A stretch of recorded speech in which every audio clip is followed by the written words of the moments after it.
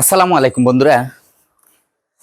কিছুদিন ধরে আসলে ভিডিও নিয়ে আসতেছি না, শরীর ভালো না, ভিডিও নিয়ে আসতে পারতেছি না। তো আজ হঠাৎ জোহরের নমাজটা পইরা চিন্তা করলাম, আমি যদি আমার ভাইদের সাথে যোগাযোগ না রাখি তাহলে আমার ভাইয়েরা আমারে ভুইলা যাবে।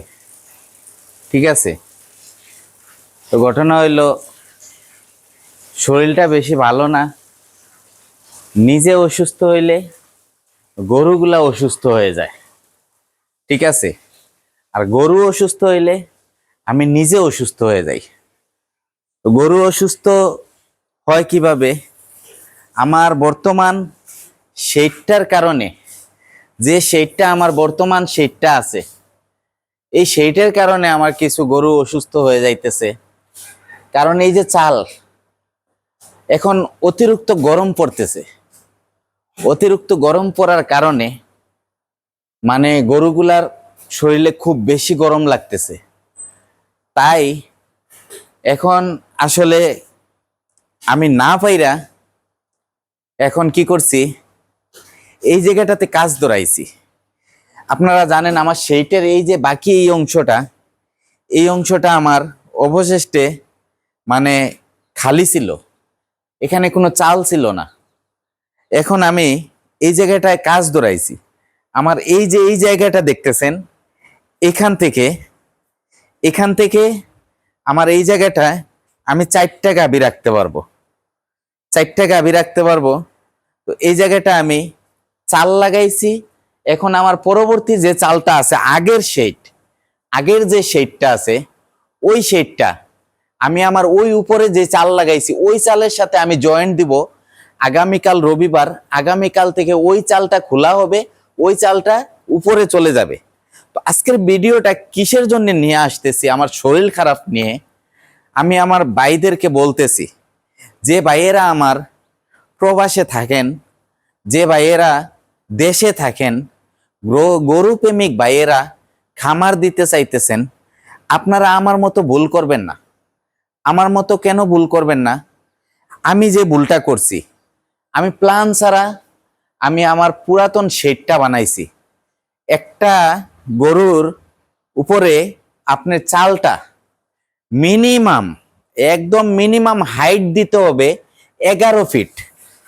11 ফিট হাইট দিতে হবে। 11 ফিট হাইট যদি না দেন তাহলে ওই ওই সেইটের নিচে গরু থাইকা আরাম পাবে না। আর গরু এমন এক জিনিস যে দুধের গাভীগুলা আপনার, ওরা আরামদায়ক জিনিস টুকায়। ওদেরকে যত আরাম দিতে পারবেন তত রেস্ট নিতে পারবে, যত রেস্ট নিতে পারবে তত সে দুধ দিবে। ঠিক আছে, তো এর জন্যই আজকে ভিডিওটা, যে আমার যে শেডটা কাজ করতেছি বর্তমানে, এই শেডের কাজটা আমি মোটামুটি ভাবে একটু পরিকল্পনা করছি যে শেডটা যতটুকু উপরে তোলা যায়, তো উপরে আমার যতটুকু সাধ্য অনুযায়ী আমি উপরে তুলছি। আমার কাজ চলমান। আজ শনিবার, আজ কাজ বন্ধ, রবিবার থেকে আবার আমার কাজগুলা শুরু হবে। কিন্তু এই যে জায়গাটা, এখানে ভিটাটা আমি আরো 2 ফিট মাটি ভরাট কইরা উঁচা করব। কারণ আপনারা জানেন আমার এইখানে ড্রেন লাইনটা ব্লক হয়ে অনেক সময় আমার ফার্মে পানি ঢুইকা যায়। পানি ঢুইকা গেলে 2-3 ঘন্টা আমার গাভীগুলা, গরুগুলা পানিতে থাকে, এতটুক আটু পরিমাণ পানি থাকে। তো আমি এখন চিন্তা করলাম, আমি এইদিকে মনে করেন আমি 2 ফিট মাটি ফালাইয়া উঁচা কইরা এদিকে আমি গোয়ালা সিস্টেম করব। কারণ ড্রাম আমি এতদিন ইউজ করছি, ড্রাম ইউজ করলে কম গরুর জন্য ড্রাম ইউজ করলে ভালো, বেশি গরুর জন্য আপনি ড্রাম ইউজ করে পারবেন না। কারণ একটাতে আপনি দানাদার দিছেন, আরেকটায় টান মাইরা নিয়ে ফালাইয়া দিতেছে। আপনার 5 কেজি দানাদার যদি পইরা যায় তাইলে এই দিনটাই আপনার লস। ঠিক আছে, এর জন্য আমি চিন্তা করছি, আমার কিছু গরু বাড়াইছি। গরু বাড়াইছি, আপনাদের সামনে নিয়ে আসতেছি না, কারণ আমার এই আদ্রা কিছু বদ নজর লাগছে। আমার গরুগুলা বাড়ানোর পর মনে করেন কিছু বদ নজর লাগছে। ওই ওই নজরের কারণে আমি, আমার কিছু মায়ার ভাইয়েরা আছে, আমারে পরামর্শ দিছে, আপনি আপনার গরুগুলা ভিডিওতে আইনেন না। হ্যাঁ, অনেক সময় দেখা যায় আপনার হয়তো খামারের আশপাশের লোকের বদনজর লাগতে পারে, বা ভিডিওর মাধ্যমেও আপনার বদনজর লাগতে পারে। তো আমি কিছুদিন ধরে আমি গরুর ভিডিও দিতেছি না, আর আমার শারীরিক শরীরটাও ভালো না, বুঝছেন। তো এর জন্যেই এই যে খামারটা করতেছি, আমি এই খামারটাতে আমি উপরে চালে আমি আপনার হিটফোম দিতেছি। আমি এখন কমপ্লিট আমার সেইটের যতটুক চাল আছে সবগুলো আমি খুলবো, খুইলা আমি সবগুলার নিচে হিটফোম দিব। হ্যাঁ, হিটফোম দিব, কারণ যাতে চালের তাপমাত্রাটা নিচে না নাইমা আসে।